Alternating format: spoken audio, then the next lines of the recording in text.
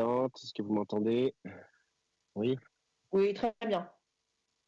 Eh bien, Madame la Vice-présidente, chers collègues, l'analyse de votre compte administratif 2023 révèle deux tendances. D'une part, une bonne gestion sur le plan comptable, et de l'autre, un certain nombre de dépenses mauvaises ou inefficaces. Quant à la comptabilité, il n'y a rien à redire. Nous saluons votre effort dans le domaine des investissements, dans votre maîtrise des dépenses de fonctionnement, face à une forte inflation en 2023, comme l'a expliqué M. Daragon. De ce fait, l'épargne brute et les capacités d'autofinancement de la région ont de nouveau augmenté. La dette est maîtrisée. Cette évolution est positive et permet à la région de maintenir une bonne capacité d'action à l'avenir. En revanche, s'il n'y a rien à redire sur la forme, il y existe un certain nombre de problèmes sur le fond, c'est-à-dire dans la matière elle-même du compte administratif. Intéressons-nous d'abord aux subventions aux communes, puisque tout à l'heure, M. le Président Wauquiez a comparé les régions en expliquant que la nôtre était la meilleure. Comparons les communes au sein de notre région. Le Puy-en-Velay s'en sort particulièrement bien, par exemple, avec plus de 2,3 millions d'euros de subventions. D'autres villes de taille comparable, comme Riom, Voiron, Bourg-les-Valences ou Saint-Fond, en obtiennent beaucoup moins. La ville de Saint-Étienne, par exemple, avec des problèmes économiques comparables au Puy-en-Velay, n'obtient que 12% des subventions de plus, alors qu'elle compte 9 fois plus d'habitants. Même constat sur les subventions accordées aux communautés de communes et aux agglomérations.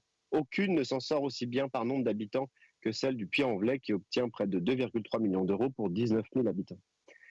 Votre politique de faveur est exactement la même que celle de vos prédécesseurs de gauche en Auvergne-Rhône-Alpes. Alors, comment penser que cette politique est une politique efficace pour l'égalité des territoires, pour le monde rural, pour nos communes et nos villages? Côté association, c'est à peu près la même chose. Vous avez subventionné, par exemple, la société publique OSE qui a bel et bien participé à la construction d'éoliennes, à laquelle vous expliquez que vous êtes défavorable sur notre territoire, malgré la résistance de la population locale concernée.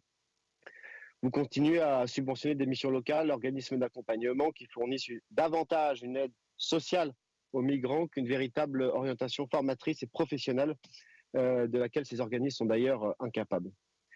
Et ainsi de suite. Vos prédécesseurs de gauche en Auvergne-Rhône-Alpes ont fait exactement la même chose.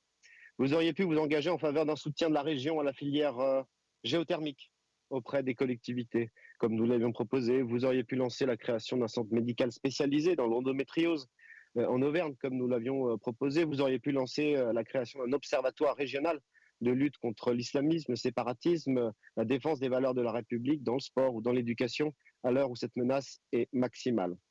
Vous avez malheureusement tout refusé. Monsieur le Président, Madame la Vice-présidente en l'occurrence, face à cette indifférence que vous inspire notre groupe, face au refus systématique de considérer nos amendements et nos propositions de bon sens, nous refuserons évidemment cette philosophie budgétaire et ce compte administratif 2023. Je vous remercie. Merci, je passe la parole.